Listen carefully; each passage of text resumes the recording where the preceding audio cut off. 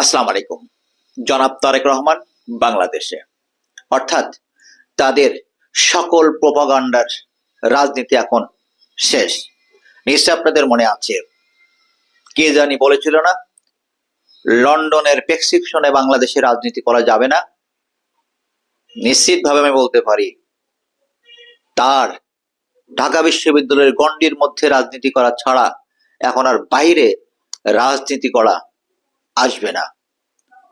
কারণ জনাব তারেক রহমান এখন এই বাংলাদেশে। এবার আসি ভিন্ন কথায়, তাদের সকল ধরনের প্রপাগান্ডা এখন শেষ হয়ে গিয়েছে। তারেক রহমান বাংলাদেশে আসতে পারবেন না, আসবেন না, নানা কথা তারা বলেছিলেন এবং তারা চেয়েছিলেন বিএনপিকে ভেঙে চুড়ে দুমড়ে মুচড়ে নানাভাবে বিএনপিকে শেষ করে দিতে।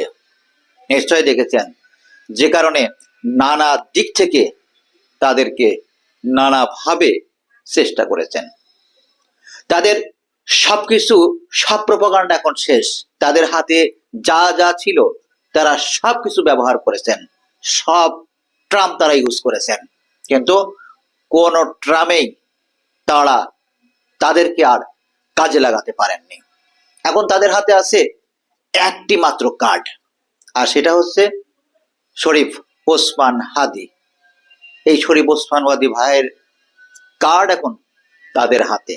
তারা মনে করেন যে শরীফ ওসমান হাদি তাদের শুধুমাত্র,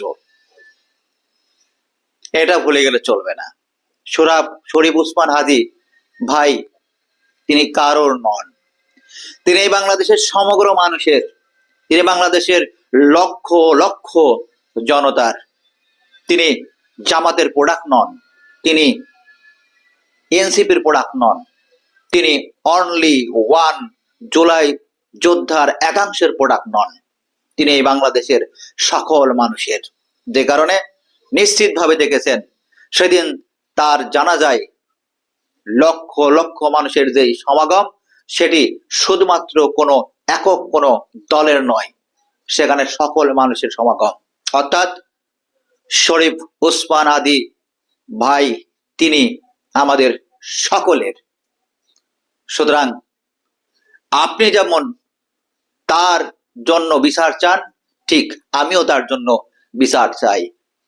আমার ভাই শহীদ শরীফ ওসমান হাদির, আমার ভাইয়ের সুষ্ঠু তদন্তের মাধ্যমে যারা তাকে হত্যা করেছেন, খুন করে